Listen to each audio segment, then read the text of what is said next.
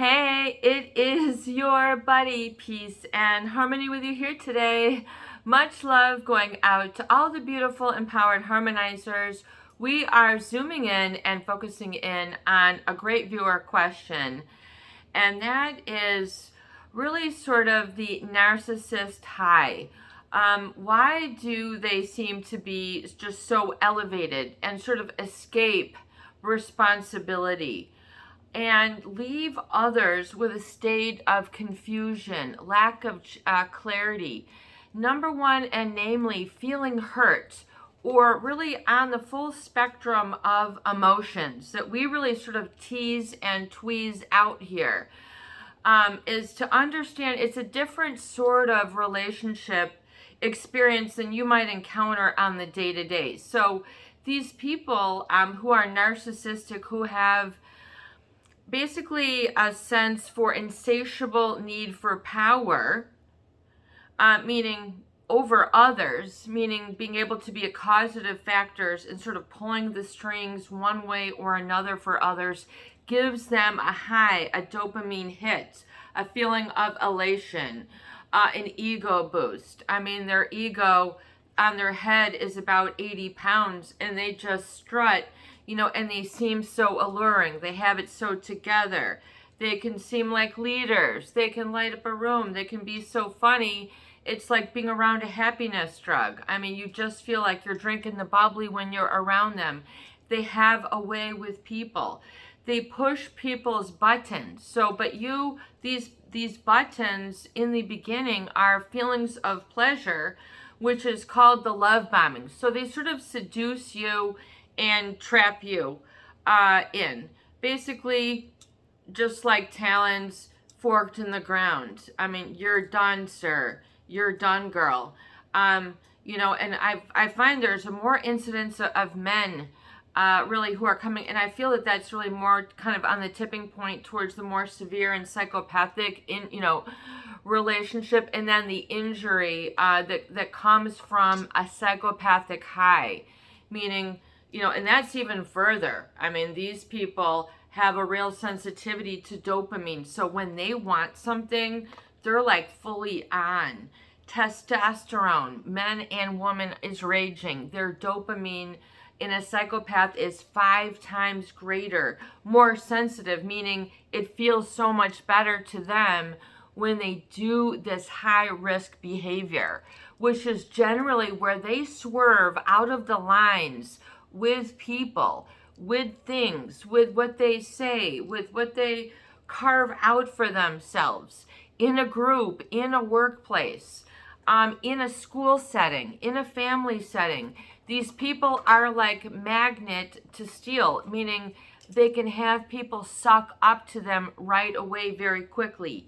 Why? Because there's not only is the narcissist, and you have to understand that the high of the narcissist is going to be different than what is healthy, normal, and what you are about, and what makes you happy, and what makes you tick, and what brings you true satisfaction. But you just haven't seen it for so long. You might not even know that there's a diamond in the rough sitting in your very hands, or that like your happiness is right there in the palms of your hands, but you've been just too blind to see it. All you're seeing are your bad mistakes, or what this person has reflected back to you, generally, as I've referred it to before.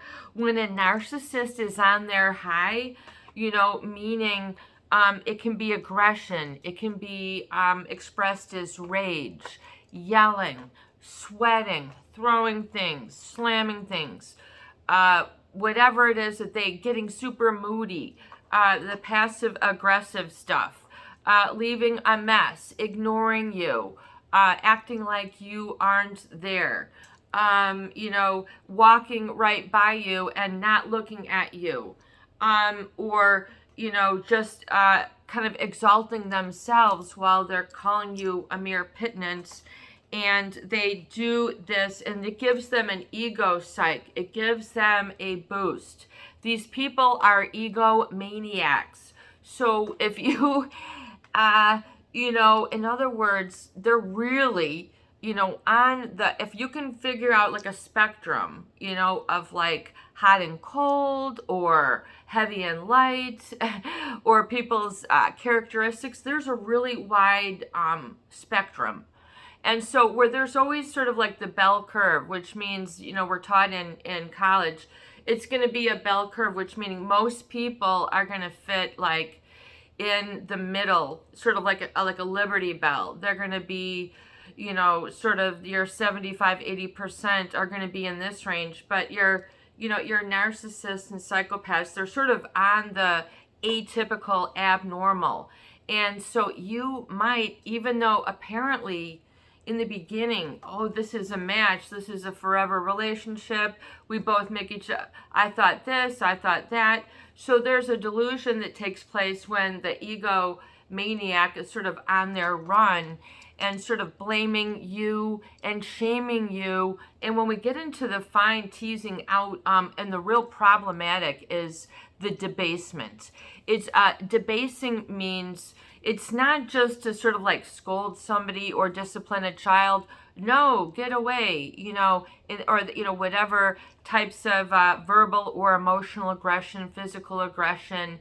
There can be sort of decision aggression where all of a sudden they just cut you off, and you don't really realize it until it's very gradual, and they'll sort of give you little pats on the back or whatever it is to keep you there strung along. But meanwhile, they've got their looking glass on a whole nother journey. They've got new people set up, and then apparently have sort of cold and callous in non-interact, there's a sort of a disagreement for interaction. So there's a real stalemate or stalling that they'll do. The non-flow, non-communication, the cold shoulder, the cold stare, the beady eyes. The narcissist can be very greedy for their ego. And so you can become as needy or greedy for their attention because you don't realize it's just a self-protection mechanism, like a pearl. So guys and girls, the grain of the sand, at first it's an irritant, when they don't sort of give you what you want. And, it coats over like the lacquer of a pearl, where you're sort of softened up to their abuse. You begin to take it more and more. You feel really too distant, far away, weak, don't have the stance, you don't have the chutzpah, you don't have the confidence to say no. This is too much.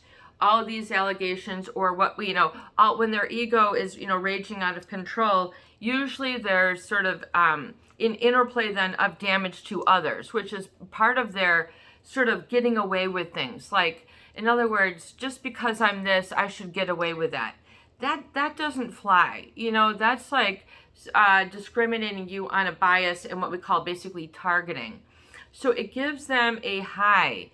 It gives them an ego boost, that they feel that they can continue on in their fantasy, grandiose sort of perplexion, which oftentimes is really a brooding, and it doesn't really map out, but they sort of have these like, no one else fits me, no one is good enough, no one understands my brilliance, you don't understand, I have this need, and so there can be this real sort of barrier that a lot of people try to then wait it out, like they're on a starvation. What is it when people are like protesting something, and then they're like, I'm going to go on starvation, or I'm going to do this. So you go on like starvation of them, whatever it is, the hopes and dreams, you're starved of the hopes and dreams. Basically, it's all about the future looking and the liberation of that prefrontal cortex. So there's neurochemical reasons why you're sort of, why they exasperate others, throw others off is part of their high. It's just like a chess game. If they can knock off a pawn and make it fall down and take its place, to them, that's their progression or growth. It's an abnormal, like we're talking about the bell curve. These people have an insatiable need for power and control, which means they're very chilled out to other people's needs, wishes, communication, viewpoints, perspective, or reality. What you're really feeling. Like, you can feel, this is pretty basic for us to be able to have a communication without me walking on 9-inch nails, without me walking on coals, walking through the fires, coming out with blisters, sweating, and saying, have I worked myself up enough to keep our relationship sane? In other words, they like to get, they get other people worked up, which is usually generally sort for the normal bell curve. Most people aren't looking for that stimulation. A good relationship, you smile, you laugh, you share, it's equally and mutual. There's not any sort of manipulation or pre-planned sort of like, I'm going to take you now and throw you away later, or have my way with you. Oh, you're going to have your way with me, Oh, isn't that charming, guys or girls, And a lot of men are literally, intellectually seduced, through their thought patterns, and you can become very programmed to this fantasy, meaning like if you're around these people who push a lot of your buttons, then they are going to be your programmers of people's reactions. So when they talk about like you've been programmed, you literally, and that's why people feel out of control, because they have been programmed to fit the needs of someone else's reality other than their own. So they wake up all of a sudden to this feeling that people have to confront, that they have then been sort of what in essence is sort of being carried or misled around sort of a path where then it created a requirement for you to necessitate bad decisions. So these narcissistic relationships necessitate suffering. I mean, some relationships a lot, there's suffering and pain in life, but we're talking more as a real problem. It creates a problem in your day-to-day functioning, your working, your job, your ability to focus, your ability for intimacy, to make money, to cohabitate, to feel that life is safe, to feel that you're an okay person, that you're a leader. They'll go at, whatever your little, thing that makes, you don't have a heart. You don't really have, you're not caring. You're not considerate. You're not a good, you don't have the whoopsta wherewithal, that I require, or they'll put usually a blame and shame. And so a narcissist is all about the deflecting, sort of the, they'll just sort of slough off everything onto others, sort of wipe the dust off to make themselves shine, but make sure the dust cloud falls on others. So they're just sort of in the lowly. So can be a very profound feeling of sadness and melancholy that comes with these relationships that oftentimes is not encountered or met with others. But we have to turn it around. We have to turn it around, but we have to turn it around from another system of processing other than that which it was programmed by. So you have to kind of understand. You say, oh man, peace and harmony. I didn't know I was in for all this. Don't worry about it. It's better to cut your costs and really cherish the lessons learned. If you can walk away with lesson learned, that's going to be worth more than the time, energy, thought, repetitive, whatever, just to let it go and put it off into the ether. Put it off into the galaxy. Put it off into really the best, heaven that you can ever imagine, that would be filled with all of their needs and joys satisfied. Just give them and wish them, 100% joy, and wish them well, and that you don't have any attachments or any other things that you need to interact with them, either energetically, literally, or physically. So real healing can become when you let go of those thoughts of them and then sort of their incurring wounds. because you're getting some psych distance. You're able to see them for what they are and see you really for who you are for the first time, which you have never then probably experienced with them, because it's very difficult to simultaneously coexist and be truly happy with someone who's constantly kind of getting a high, which necessitates your low. And the requirement is criticism and what I call debasement, which is a very, very profound sense of woundedness, to the point where people don't even feel that they deserve to live anymore. They sometimes lose the will to live. They lose all sight of any self-worth, or they really can get a real, these people are very polished because they do this all the time. This is who they are, folks. You might have started out like admiring them and really generally idealizing them, putting them up on the pedestal of so important to you because that's what they wanted, and so in your heart you thought, well, this is respect, this is reverence, this is how people get along, it requires this. So you had all these other programming thoughts and what could oftentimes been decision making that did not serve you well. In other words, then you might have a lot of residual sort of angst, not only the feelings, but decisions you feel you did. I made and then I got this car, or I have this and this tool, or because of them, or I have this and I don't need it, and this was not in my best interest. So you need to shed sort of that layer that of your personality that sort of necessitated their highs, that promulgated, supported, fanned the flames, gave them whatever you gave them. Whether it's just companionship, a place to hide, a place to have power and control, because they get their identity, who they are, from these sort of interactions. And people oftentimes don't see it for years, months, decades in. And they're like, oh my God, I didn't realize that it's not normal for me to be this afraid all the time. And I can't sort of unplug. Or I don't know how to sort of release the vision oftentimes. And so the vision, meaning that's your programming. So they have programmed you oftentimes with their fantasies, their needs, their requisites, their oftentimes scathing criticism. A narcissist is, they kind of have a mismatch with other people. And in other words, the amount of criticism is not warranted.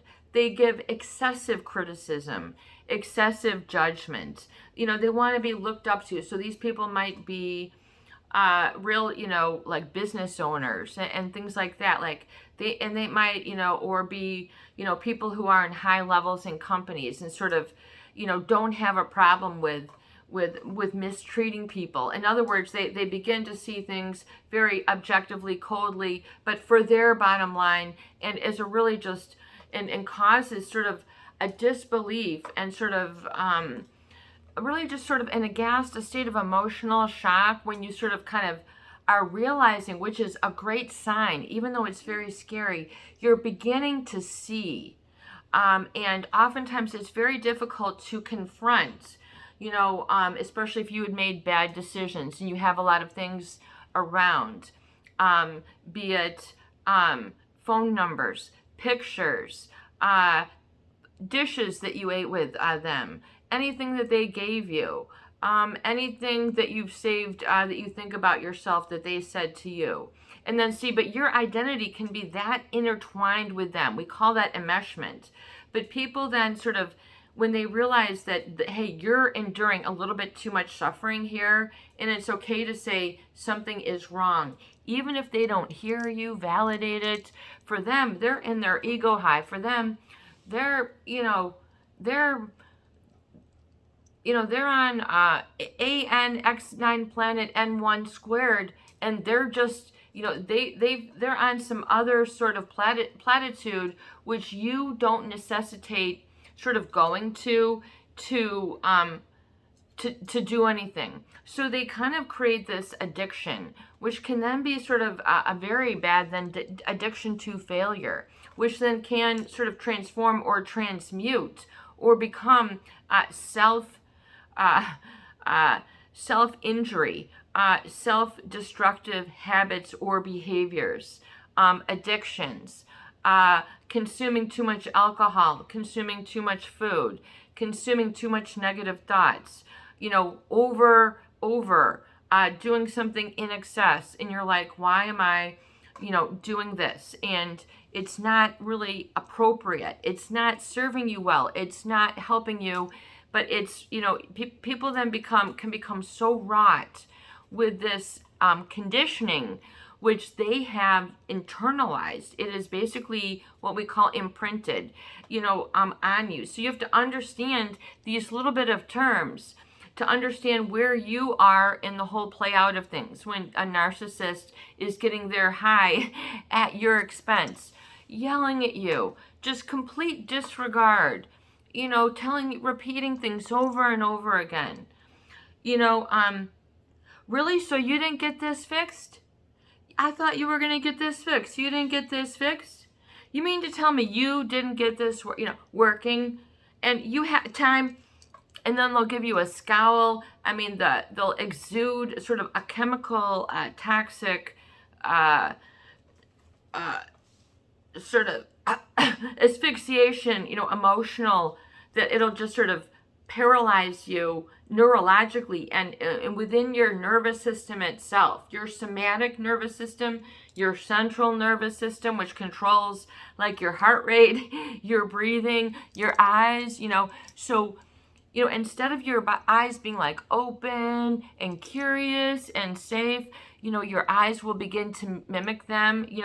They can oftentimes, narcissists, they oftentimes will deny, and psychopaths will deny things, very basic things, which are rewarding, such as eye contact to people. And what really scares me right now, folks, is that it is so much the in thing to be buried in your own worlds. Here in the day-to-day, things are so busy. I mean, you can see teenagers walking to the bus, people in their cars on their way to work, people who are not working in their cars, drinking coffee, and on their phones. I mean, they are so caught up in their own world, and they do not connect with others. They're fed through a new sort of high that's feeding the device. You're feeding whatever device. It's not always necessitating feeding of you. It'll make you feel that way, but then it's a false high. It eventually doesn't provide you with real, tangible, promisable, results. In other words, the narcissist doesn't come through. It's not you that didn't come through. The narcissist, because of their lack of empathy, which is the other thing, oh boy, do they have a shortcut. I mean, talk about an emotional app. If you can just walk around with complete disregard for people, you can snatch their purse, you can take their identity, you can take the smile from the face, you can take the pep in their step, you can take the sparkle in their eye, you can take their good figure, you can take their big hearts, in whatever that they do. They get your back scratches, they get your cooking, they get your undivided attention, they get your full rainbow of emotions, they get your promises, they get your commitment, they get all the best part of you that you lay out in front of them, like Natalie Merchant in that song, a diamond welcome carpet just laid out just for me. In other words, what was that song, Natalie Merchant? And I walk these streets, or and she talks about like walking in the city and then having all these people who are like displaying their goods in a sparkling diamond carpet just laid out just for me. In other words, just sort of you're beyond you're beyond excited. You're just enthralled. You're taken up. It's it takes you to another level when you're with them. For some reason, the world lights up. There's something magical, which can be real for you. I mean, that's what real love. It's just like, my God, when I found this, like, I'm okay. I feel a human connection. I feel real. But what's problematic is, with this whole advent of technology, people aren't getting eye contact, which is one of the very validation things that you need to feel okay. And we are social beings. We are not antisocial beings. Remember the bell curve. These people get their high from an insatiable need of power and control. So it all links. What will it drive them to do?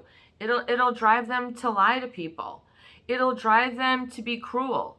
It'll drive them to be mean. It'll drive them to make other people sad.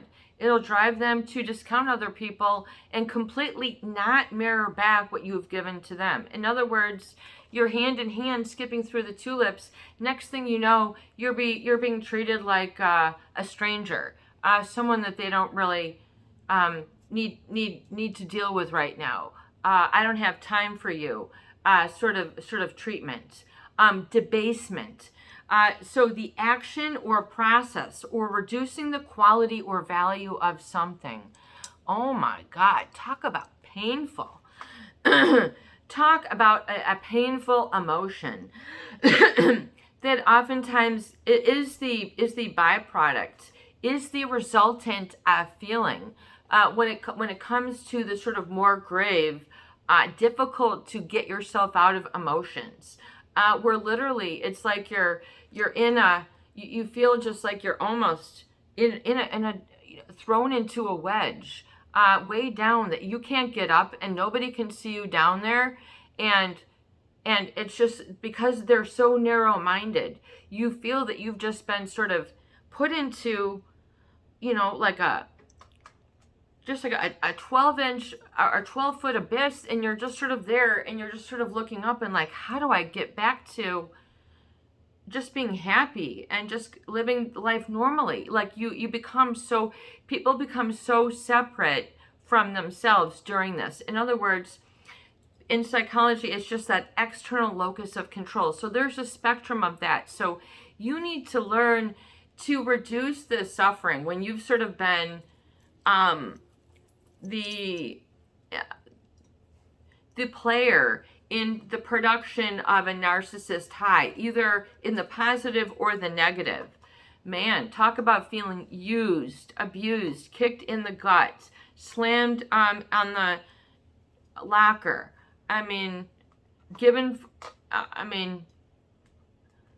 Cement on the feet and thrown into the river. Just like, what? People become very, very blocked, and they become paralyzed. They cannot move on. That means something is wrong. It is not your fault. There is nothing that you did wrong. It is how these people are. This is just how they are. But what is so difficult to process is that they can be very good looking, very charming. It doesn't make sense why you can't get along. People, so you have all these factors that don't compute. In other words, it does not make sense. You are in a relationship mismatch. These things exist. It exists especially with a narcissist and psychopathic. You are not a good mismatch for someone who wants to make you fearful or judge you all the time. You are not a good match for someone who lies to you and does not care about you. You are not a good match to someone who just wants to take all your good and throw you away like a used hamburger wrapper in return, and not give you a balanced, fair shake. They do not do this. People who have an insatiable need for power and control, coupled with a lack of empathy, and all that produces a whole bunch of other stuff. How that plays out, oh my God, it can propagate into the tens of thousands of people being hurt. people losing tens of millions financially, people being misled as a country, an organization, a family, a marriage, a human life. Preventable. We can't say it's preventable. It is what it is. You have to level it out within your own mind, eyes, and heart, particularly your vision moving forward. The narcissist does not give you permission, the go ahead, the peace sign, the thumbs up, whoop, whoop. You're a champion. You're number one. You got this, babe. You rock the world. You are not going to get that feedback. They might give you a little bit when they figure out, oh my God, the psychopath, they will give you tons of everything you need. And then you find that you're like 300,000 miles off target for your life. You're like, oh man, I thought, this was the sure thing. Oh no, it ain't. It's okay to call a rotten potato and trust your judgment. But the narcissist, I wish I just had water rather than Diet Coke. So the narcissist does not exercise your better judgment. They do not instill that program and help you run it like a good friend, a good teacher, a good confidant, a good family member. They don't have your best interest, because that could boomerang on them, and if something in any way, shape, or form could make them look bad, inadequate, missing something, open for discussion, open for change, oh boy, are these guys going to hit the rage button on you quick. You're going to get the uglies, you're going to get the it's your fault, and then you're going to be like, okay, what do I need to change about myself so this doesn't happen? So people then get very in-depth, programmed, and imprinted. Like to teach you in psychology, imprinted. Have you ever seen in spring, like a little duck, and then they have their babies, and then their 10 little ones are like all swimming and walking like right in line. It is like the coolest. They might have 10, they might have 3, but that, is imprinting. So all these narcissists, they will have people being like, you're like their little duck to their bigness. And you'll go wherever they go, swim where they swim, eat when they eat, sleep when they sleep, and you're like, this is the way to have a family. And then what if that other duck just turned around and then all of a sudden put you in a lake, and you never knew what you had within and what truly made you happy, like your own internal navigation system to be this person, have this life, go out there, and yeah, it's going to be work, there's going to be suffering and pain, but not to the point where you've got decades deep of scars from sort of now having to confront these things. And it's perfect timing when you can see them on the level rather than feeding into their highs. See, you might have then been programmed. So you have to realize that it's important that you don't have to be determined. Your identity does not have to be determined. And this is very scary. It does not have to be determined by them, their judgment, their needs, their values that they instilled in you or imprinted, particularly maybe the value that you are not of value. To debase somebody, debasement, the action or process of reducing the quality or value of something. Oh, there's a beautiful sterling vase. They just step on it, jump up and down, ha ha ha. And you're like, oh my, or something that like meant a lot to you, and they just shatter it. And then, so those are when it gets really bad, but that can be to your dreams and your hopes and your future. So your dreams can be shattered. Your hopes can feel shattered. But it's important to realize that feeling is the intensity to the element of judgment and then debasement. So talking about a fall, so you have to realize that, no, you have to level them out and come to terms yourself and say, okay, because of this was like a chapter, and get it sort of out there, meaning like it's not really in you right now. You can see it from afar. You can see it from a couple inches away, a foot away, 2 feet away, and it'll get better in time. The more you practice sort of getting yourself as the chemical interchange was happening, and what you were then being sort of programmed negatively, adversely, especially when it comes with consideration or perspective of yourself, who you are. Like you might have shame. You're embarrassed to smile. You're embarrassed to get a relationship with someone. You're embarrassed to get a job. You can't feel comfortable. You don't feel safe. Or you don't go for the next higher thing because you don't feel you have it.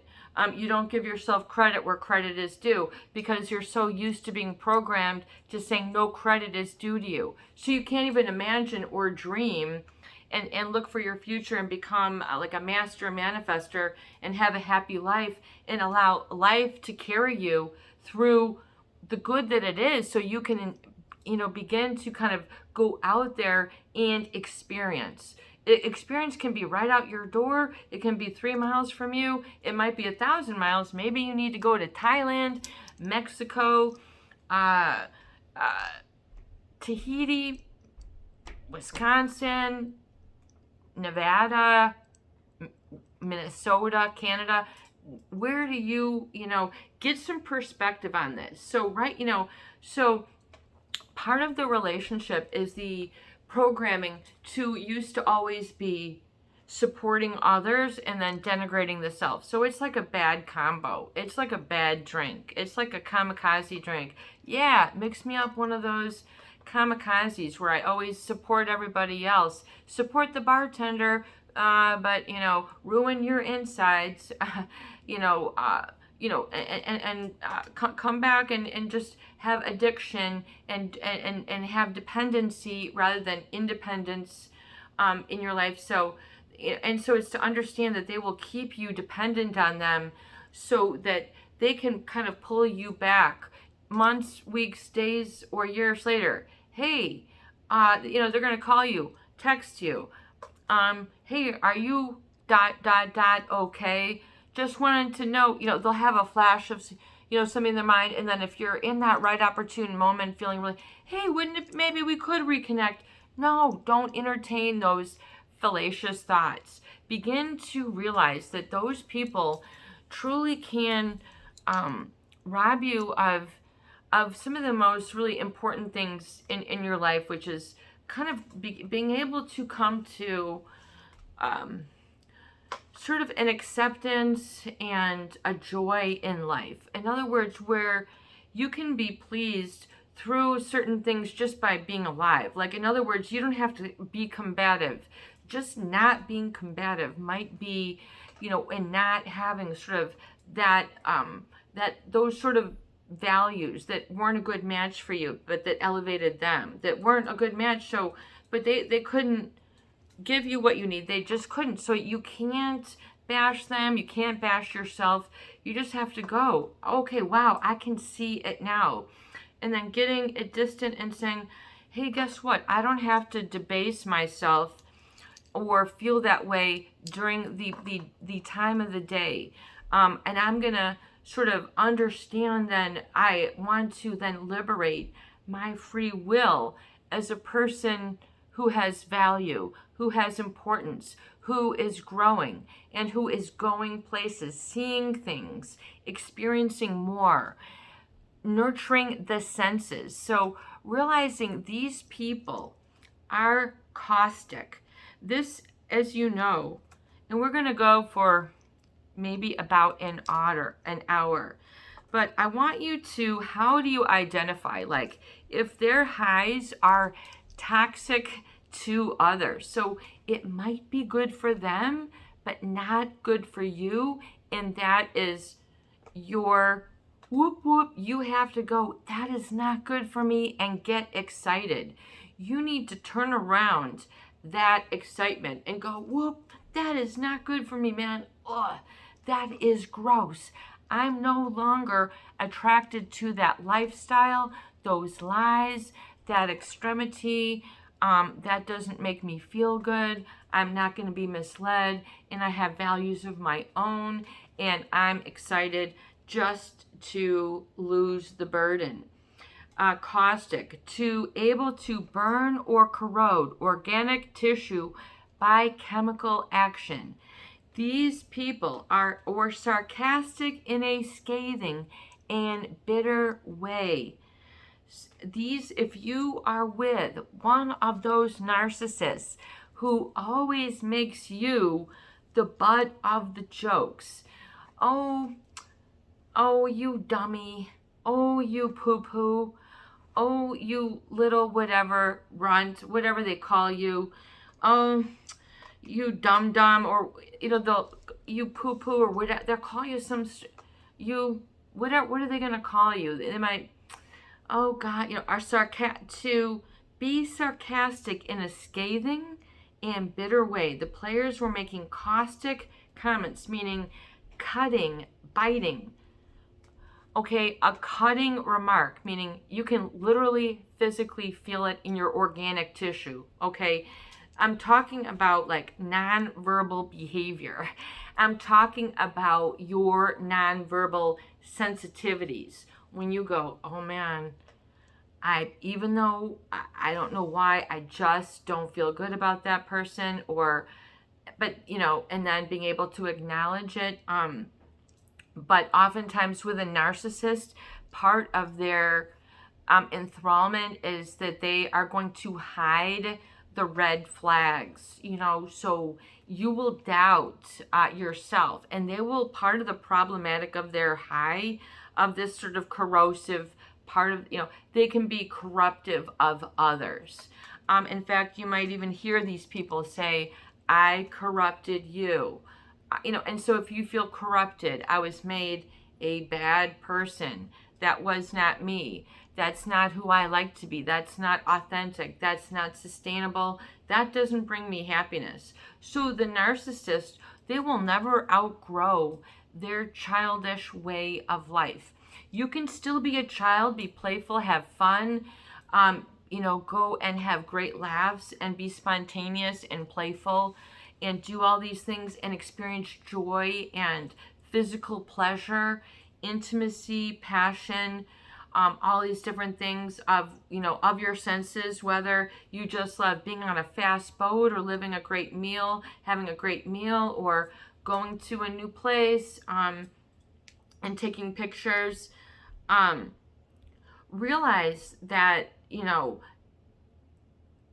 there isn't an inherent sort of physical and guttural aspect. What I call, that's the kinesthetic. So when I talk about in the book that I'm working on, you must understand that this is when you hear that other people, well, why don't just give it time, just let's go out this weekend, just and just you'll shrug it off. It's a little deeper than that.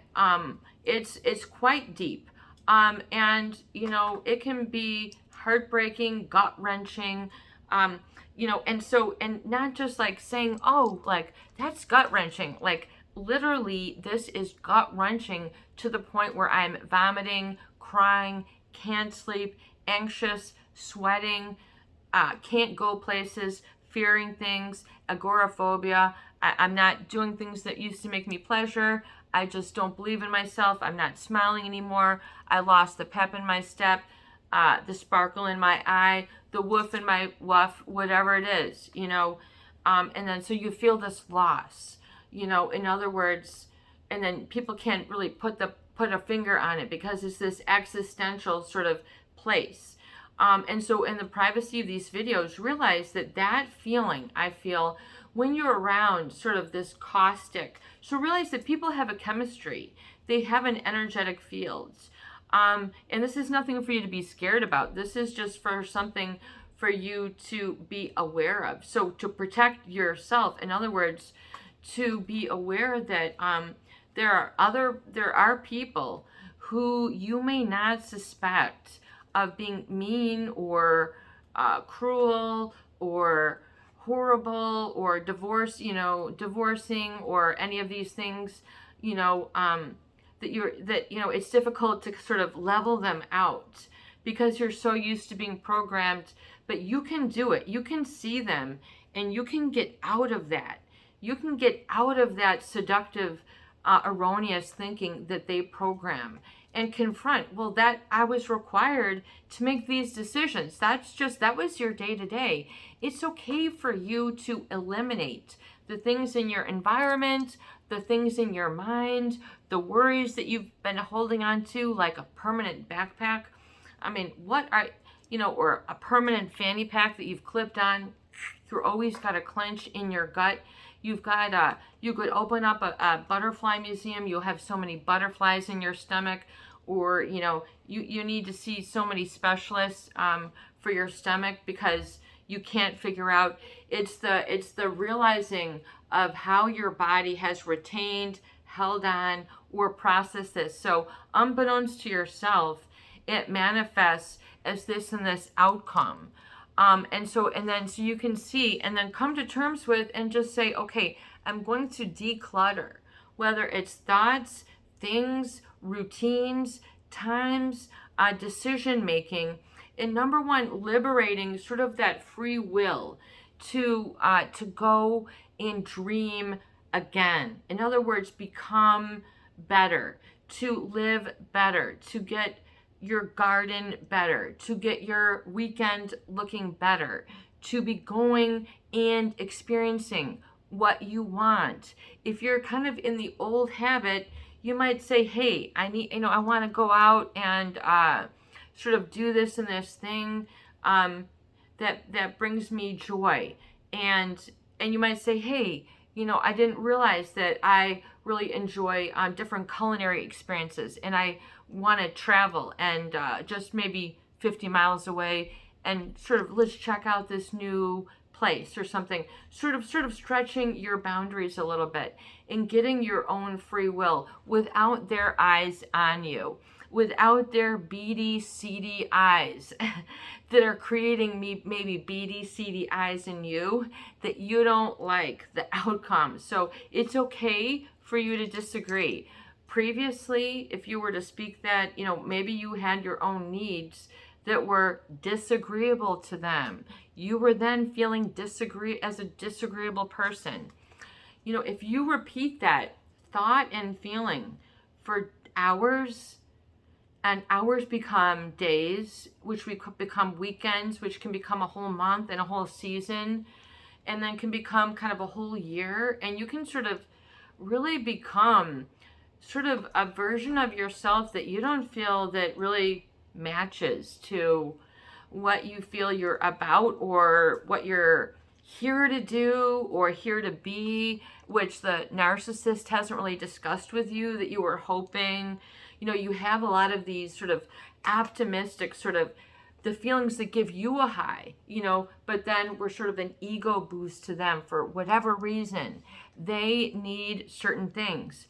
A man might need a woman like he's carrying a purse around, and you were that woman. And then he goes, done with this one. And you can't believe it. You were not, unbeknownst to you, you were not somebody's purse.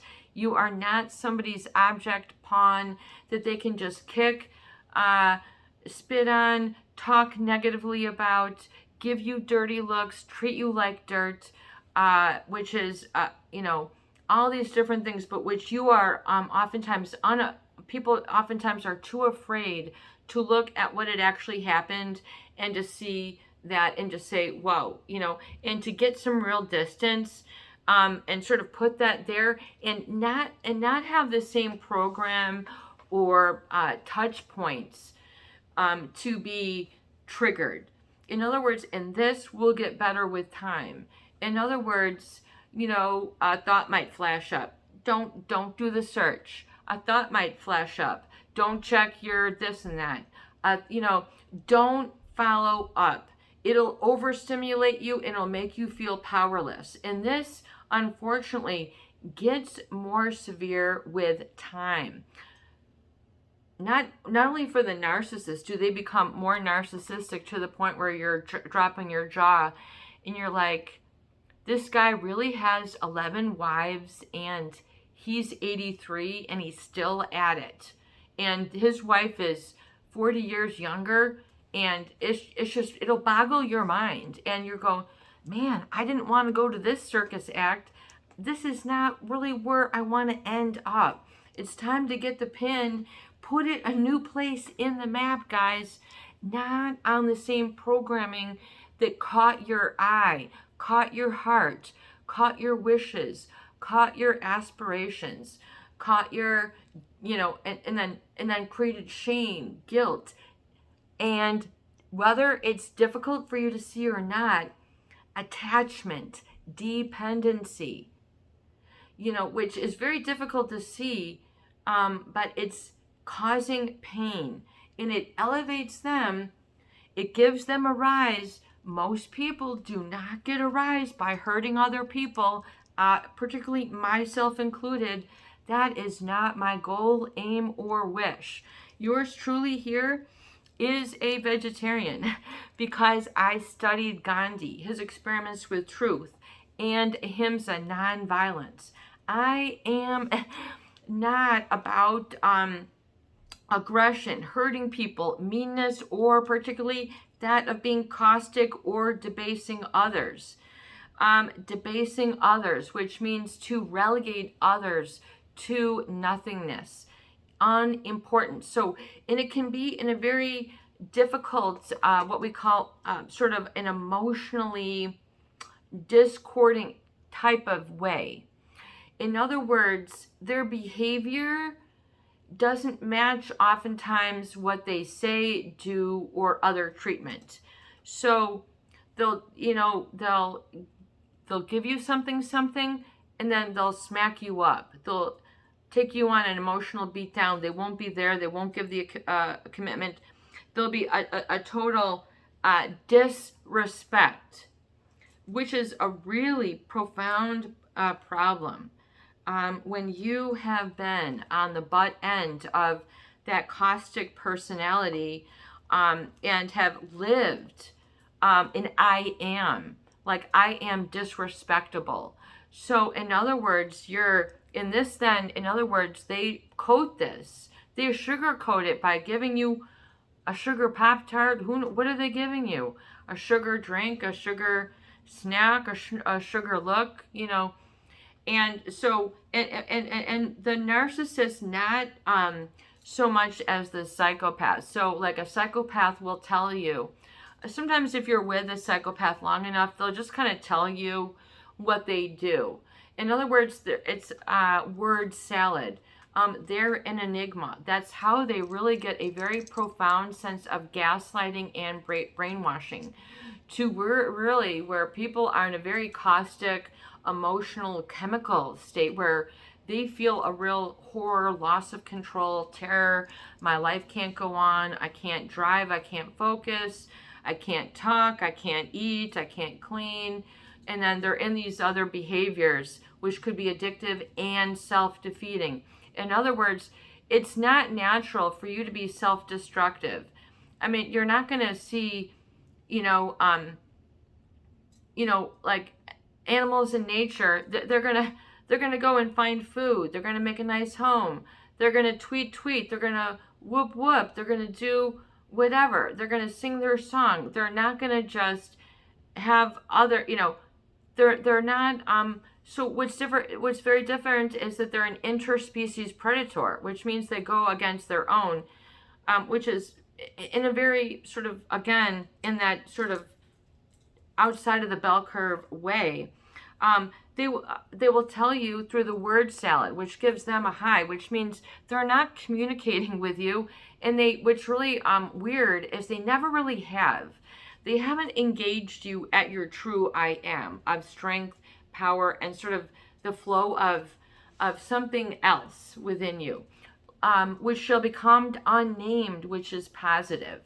So And so, but to reinstall sort of that open slate, that sort of wide-eyed openness at life again, instead of being crinkled down, seedy eyes from trying to figure them out. I mean, you go to sleep with your glasses on and your face wrinkled up, you're still, you're still trying to compute. You're still trying to come out of the disrespect. You can't, the programming is so profound.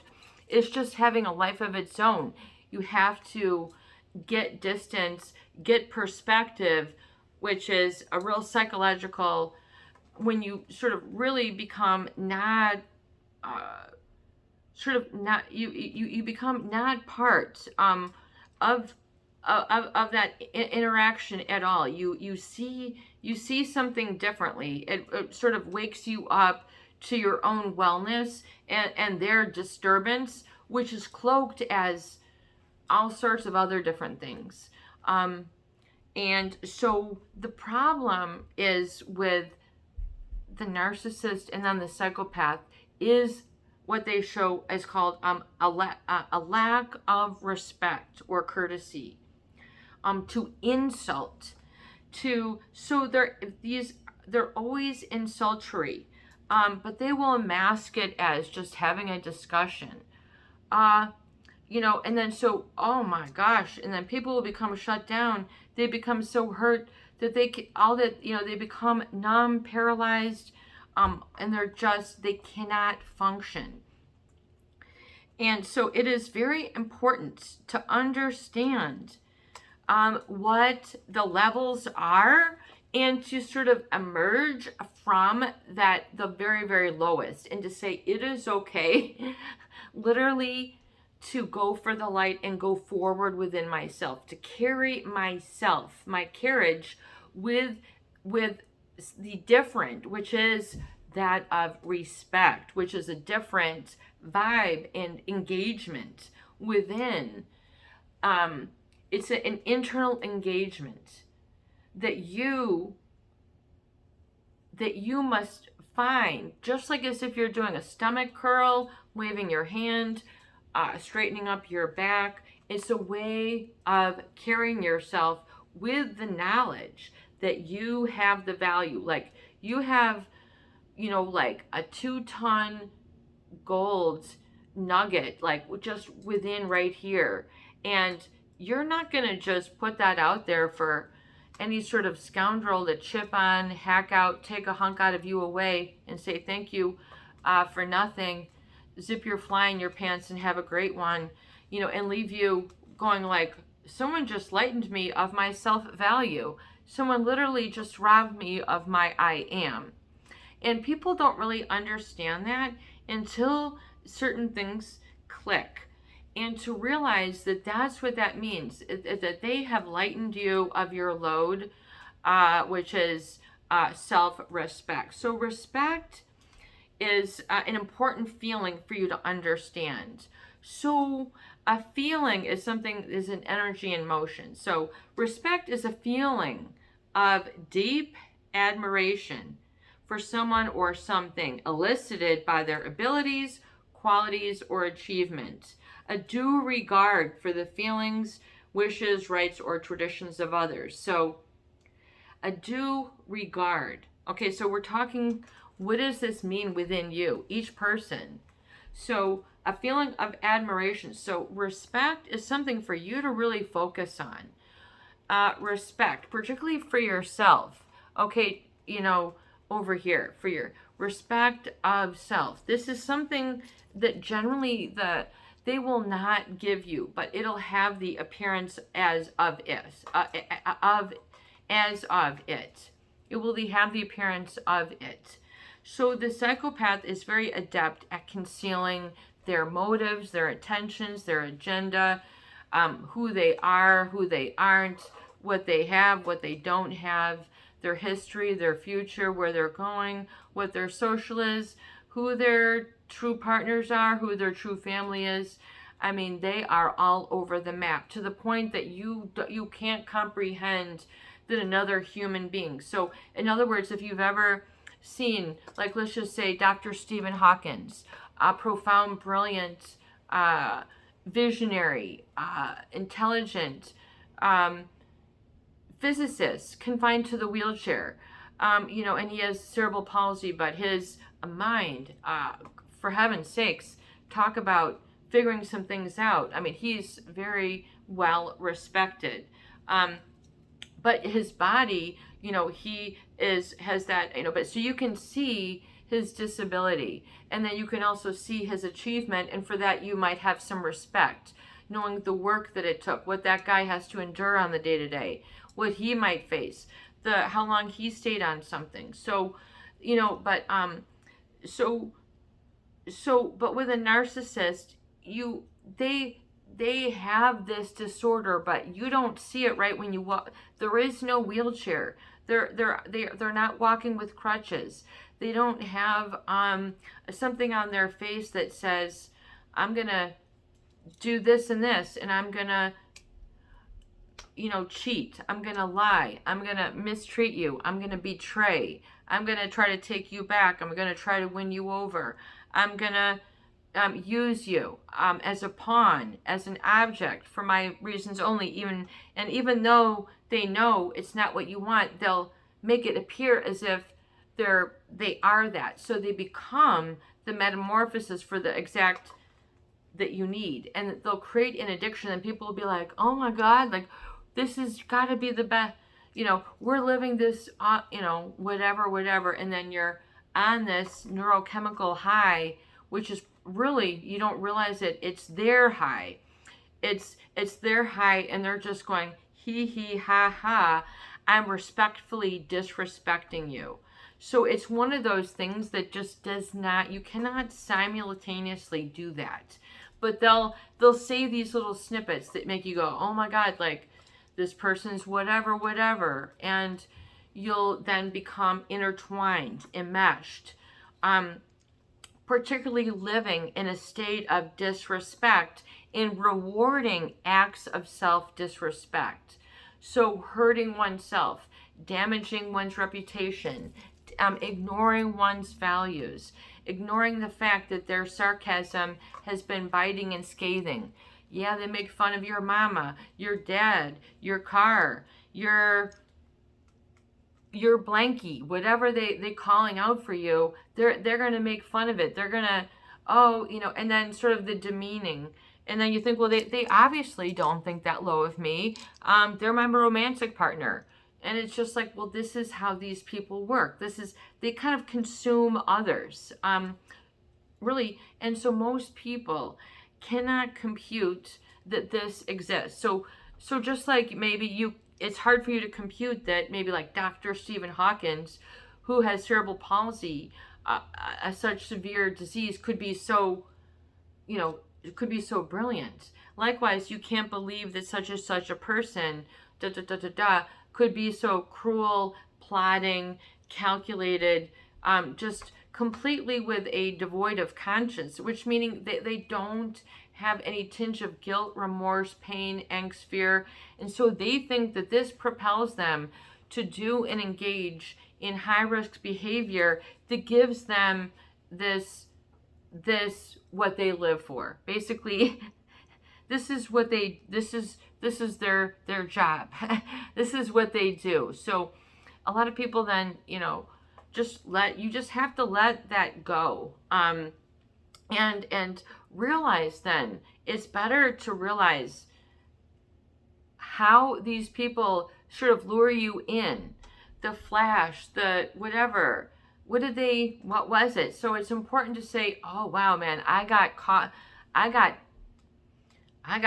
for a trap, or I got caught, and that was then, and it's okay, don't worry about it. I mean, just because it makes you a deeper, stronger person when you fill that area that was deep with a sense of reverence and respect for self, that, man, you do not deserve all that mistreatment and to be subjected to that. And to think endurance makes you a strong person. The fact that you can endure, them cheating on you at the party, not getting you the this and that, forsaking you in the way that you never thought, And, and especially the psychopath. So, so feelings, wishes, rights, and traditions. So these are things, your feelings. So in other words, they'll sort of take over your feelings, like almost like a video game, like a toy. For them, I think that's the equivalent. And so they kind of sort of load up on you. And so your feelings, wishes, rights, and traditions. So a lot of these, these are your unspokens. These are who you are. And then they'll sort of reframe and get you to sort of devalue that which is a value for you. Things like privacy, family, health, normalcy, cessation of suffering. So, in other words, to not have this negative tailspin all the time, that doesn't, you don't have to be identified as being cool or lovable because you've done such and such. You've devalued yourself and now you can barely pick yourself up. I mean, that is a red flag, which people don't ever get a chance to communicate because they can't identify it as such. So it is good to identify, so what you need to protect yourself, particularly your eyes, your heart, your ears, your forbearance, meaning like sort of like looking forward and having leverage over how you conduct the next couple minutes, the next hour, the next day. And if you give yourself a worthy chance to say, man, been there, done that, got the t-shirt, wouldn't go back to the island of disrespect. Maybe, I guess, I might, do you find yourself getting tickets back there? No, do not buy a ticket back to the island of disrespect. Do not go back. Do not look back. I mean, we're all here waving you on, but you have to sort of wave yourself on as well. So you can kind of sort through some things. The narcissist doesn't really give you that ability to have your own judgment and exercise it for the best and have that come from your values, your rights, your wishes. I mean, these are all the intangible things that make you sparkle, glow, that make life worth living, that make you feel, that you're active, you're doing things, that life is okay. It shouldn't, life can be a struggle. Things happen, you get a flat tire, the screen falls off, you gotta mop up spilled milk, you gotta, get a new pair of shoes. I mean, things take time, things break, that's life, but you can handle it. You shouldn't be in a constant state of coping and working on it. And you can see that these, especially, because if you're constantly coping, you have to check your heart and say, am I really good enough? In the privacy of my heart, am I really good enough? Do I actually feel that about myself, and can I get there? And if you're not there yet, you gotta say then, okay, I got a little bit of way to go, and I'm gonna get there right now.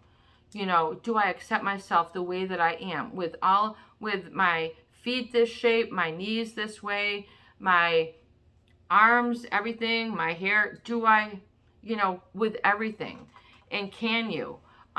And say, thank God for this, man, because there's other people who would love to be in my shoes. For example, wherever you're standing, living, eating, whatever. I mean, there's other people, they always say, who have less. So come back and learn to revalue and have gratitude for that. You don't have to prove yourself. You don't have to, because the narcissist prove. That creates a lot of anxiety and tension. No, it's okay to say, I do not have to prove, make proof, give proof, give the narcissist I'm okay badge. You are. And learn what it is to have admiration for some of your own feelings, wishes, rights, and traditions. In other words, how do you revamp those? And what are you secretly, not telling yourself that you're needing? Even though I secretly need this, what I really need to do is. And write that down 1 through 20. And what you secretly really need to do is 1 through 20. And do it. Is it facing some of these other roadblocks and getting them done for good? And is it discovering that they can be done, for good, and you can stop going back and revisiting the island? And can you then, engage in discover on the other side, what is some more of the positive? It can just be the cessation of fear, cessation of judgment, cessation of all these. That can be a delight enough. And discover that lifestyle and way of life, and then other people who are in that flow, and you can then start being open to receiving little bits and little okay moments, and then you can really then begin to restore a life where self-respect lives, and you don't have to always tend to it. It'll be there, and then you'll be able to see it, a life of respect out in front of you once you kind of get that sorting done. This is your buddy, Peace and Harmony, with you here today, and I hope that these videos do help. Please share, please subscribe, and for goodness sake, please donate for more great tools, videos, discussion, and support. Remember to re-stimulate and re-liven your senses with new images that you put in front of you, new scents that are uplifting, new tastes that are stimulating, like the spicy, the flavorful, something that you really enjoy and is healthful rather than the caustic, giving your body respect. Okay, the sensation of touch, giving yourself that feels to the touch. Go hug a tree. Go touch a rose petal. Go sniff a wonderful bouquet. I don't care if it's the grocery store or the side of the road. Take some time and smell some wonderful things. What do you enjoy? What do you not enjoy, and why? Re-stimulate your do you need peace and quiet? Do you need beautiful music? Do you need, and then your higher senses, your 6th and 7th senses, your ability to have better intuition, your ability to have cognitive reframing and metacognition, the ability to think about what you're thinking about and have better judgment. Should I stay here for a little bit, or should I go? Can I do this, or should I not? Should I make a change and change how I feel and change everything? And is that okay? Can I have that within, and can I practice, and what does that feel like? What does self-respect feel like? And write it out 1 through 20. And what does self-disrespect feel like? And write it out 1 through 20. And see, you can kind of see a side-by-side comparison, and they can be really different. What disrespect looks like and what respect looks like. Start with what you do for yourself, and then be willing to have the courage to say, man, that was really, I really shouldn't have done that. I really messed that up, or I should have taken better care of. I can delight my day by moving and redoing my furniture, moving my furniture around, getting a new color scheme, getting some new plants, getting some candles, getting some new solar lights. What is it that you can do to give and sort of keep that respect just sort of flowing and just sort of there, and allow yourself to be in respect, and know, what does this page of self-respect look like, and what does this page of self-disrespect look like, even as it plays out into things that you never would have known. And then try doing some more things on the self-respect list, even if you didn't know you could do it before. Letting something go, throwing something out, telling somebody no, blocking a phone number, no longer going down that road again, no longer going down that sad you know, back road that took you down into the trenches of no man or no woman lands. You don't need to go back there. Been there, done that, got the t-shirt, got the rash, got the pneumonia, got the whatever stomach heaves, you got the heaves. That's what you got. That's what you get. Boom, done. Have a beautiful day.